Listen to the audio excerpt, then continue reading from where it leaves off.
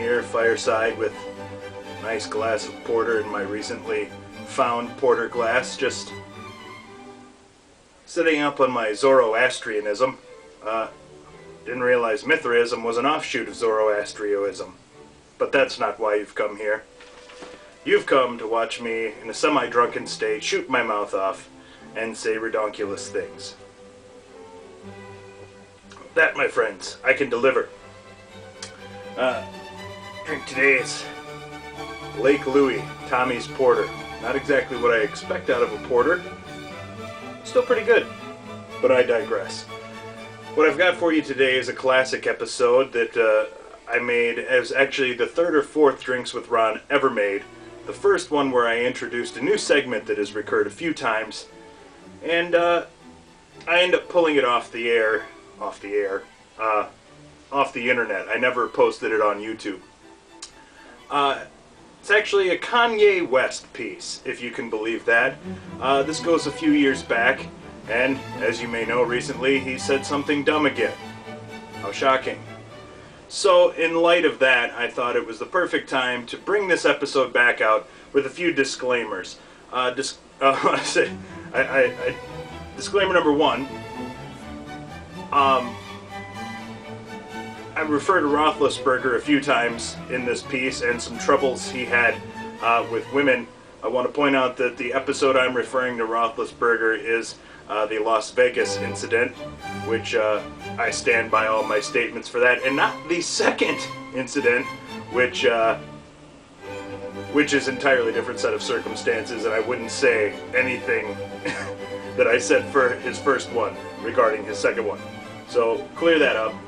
Also, I cringe. I hear myself use the dreaded R word a few times, but I do clarify that it's like I still said, it still kind of makes me cringe. So know that's coming, and that I try to limit my use of said word as much as possible, almost to none, actually.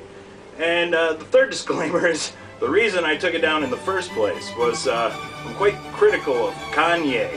And this is before he's added onto his laundry list of stupid. So I thought, in the interest of not being shot, it's the internet, I thought, God, I post this, I tag Kanye, and in 48 hours it makes it back to him. And, in 72 hours he's standing at my doorway with a large man knifing me. Not out of the realm of possibility, so I thought for safety's sake I would take it down. But now he's just said too much dumb stuff, I don't care anymore, I'm putting it back up. That said, going to enjoy my porter, get back to my world mythology, and you enjoy this classic lost episode of Drinks with Ron, Cockpunching Kanye. You know that it's fun to go out, except I never leave my house. I'm either at work or home, and it seems kind of pathetic just drinking alone. So if you got nothing going on, have some drinks with Ron. Oh, I didn't even notice you there. It's just getting ready to have a little drink. So why don't you join me on this week's episode of Drinks with Ron? As thought I'd introduce a new feature this week as I mix up some quality 10 High Kentucky straight sour mash bourbon whiskey.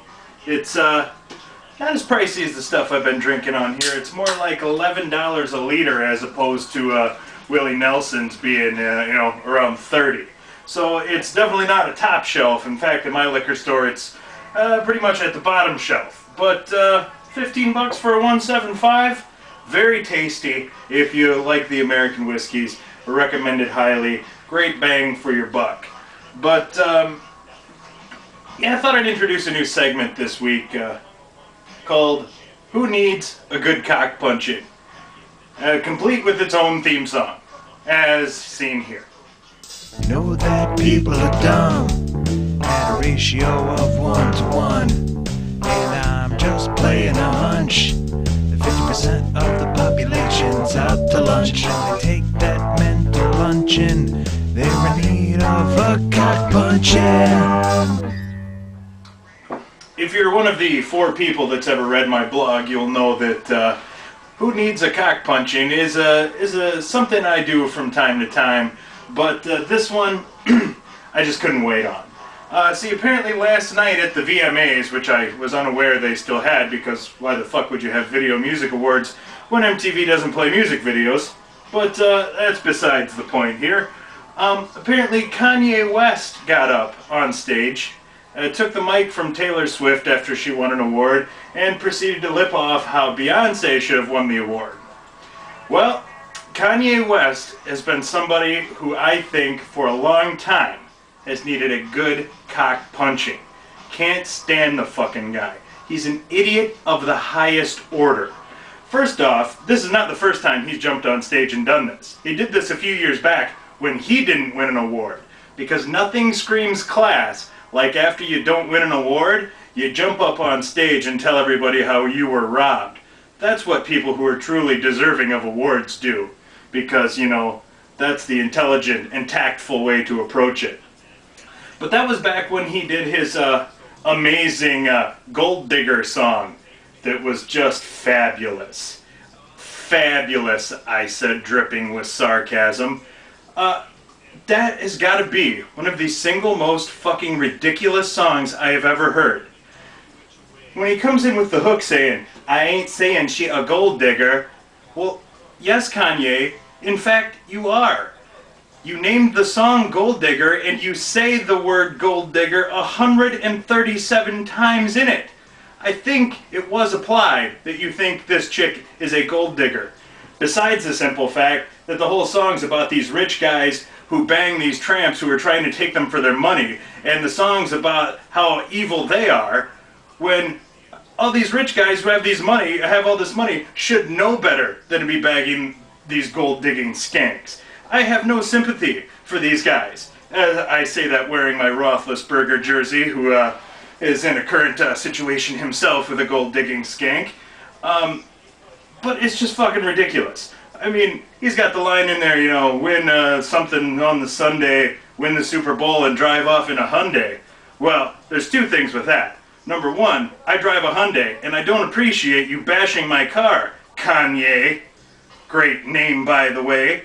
Hearing that makes me want to jump in my little blue Hyundai, drive down to Chi-Town, and run over you and your stupid fucking glasses, and get great fuel economy while I do it. So, like I say, there's that, and then this whole song's supposed to be about these chicks and how, oh, they're just... Like, hey, if you're not smart enough to not bang any skis bag whore who's after your money if you're a millionaire, I have no sympathy for you. As I say, wearing my Roethlisberger jersey without a hint of irony. But, so he did this before when he thought he should win an award because, of course, he deserved multiple awards for that fucking genius piece of writing. Oh. Besides, I thought we were supposed to be evolving past that. You remember rappers in the 90s with the N-bomb? They were trying to phase that out, show they were above it, and this fucking moron shows up and writes a song where he uses it in the chorus and somehow wins awards? Like, talk about counterproductive for his race. I mean, he's sitting there... You want to talk about somebody giving your race a bad name? How about you continually jump on stage at inopportune times and pull the spotlight from someone who deserves it onto yourself? Yeah, that'll really help change people's opinions of you, Kanye. So he does it again last night because he's a complete toolbox. And Beyonce Knowles, who he was out there stumping for, show of great class, returns the favor and gives her award speech time to Taylor Swift to make up for what she lost. Like, there is class and dignity, Kanye. Take a fucking lesson and take off your stupid glasses.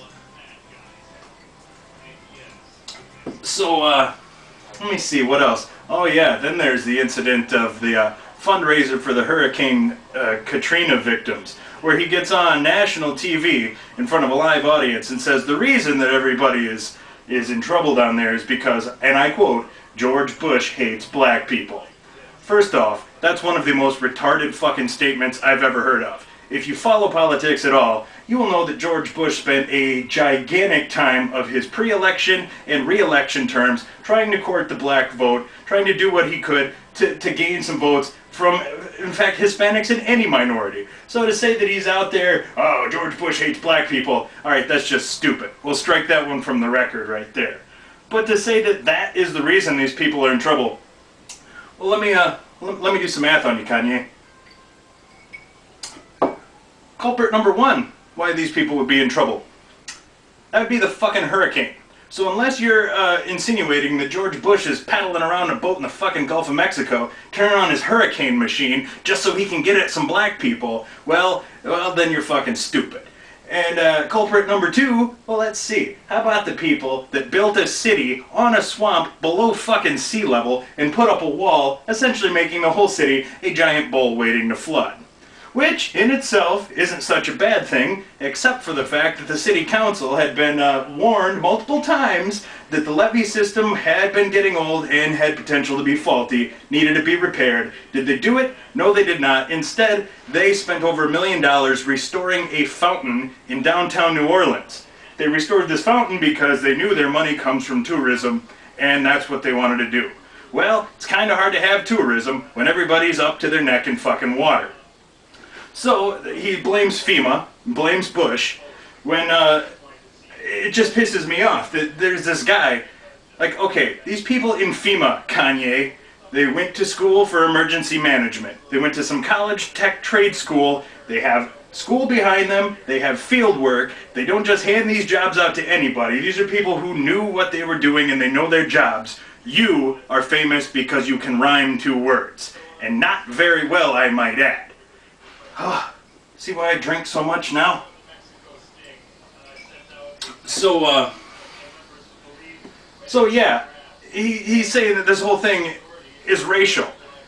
When the fact of the matter is, it was up to New Orleans to evacuate their people before this happened. They didn't do it, which I say happens in a lot of these emergencies. People don't want to leave. It's understandable. But I'm not going to pitch the blame all on the people of New Orleans by any means. But the thing is, FEMA stands for Federal Emergency Management, and FEMA doesn't come in until it becomes a fucking emergency. So, the onus before FEMA steps in falls on local and state officials to do something about the mess. So, to say that they were slow to react just because there were black people there is one of the most retarded statements I've heard in my life, and in fact, to call it retarded is in fact a slight to retarded people who are much smarter than that. Kanye. So, it's just fucking ridiculous. And if you want to talk about race in this whole New Orleans issue, the mayor coming out after the fact saying that they were going to rebuild New Orleans as a chocolate city. Alright, I gotta give the guy 1 point for his Parliament Funkadelic reference. Very nice, I did enjoy that. But if your entire population is up to their assholes in Mississippi River backwash water, and the only thing you're concerned about is the percentage of black people that are going to come back to your city afterwards, you missed the fucking ball right there. So, I'm sick of Kanye West. I'm sick of him talking, I'm sick of him rapping, I'm sick of his shitty songs, and I'm sick of his stupid glasses. What's that last one he wrote? What was the chorus in that one? That which does not kill me only makes me stronger? What, are we gonna start ripping off fucking sayings? What's his next song? If you give a man a fish, he will only eat for 1 day. If you teach a man to fish, he will eat for a lifetime. That's fucking lazy rapping. You're a lazy rapper, and it's ridiculous. And speaking of what won't kill you will only make you stronger, I suggest that we get a crew together and cockpunch Kanye West 1,000 times until it looks like a bruised, shriveled sausage. Then we'll see if it makes him stronger.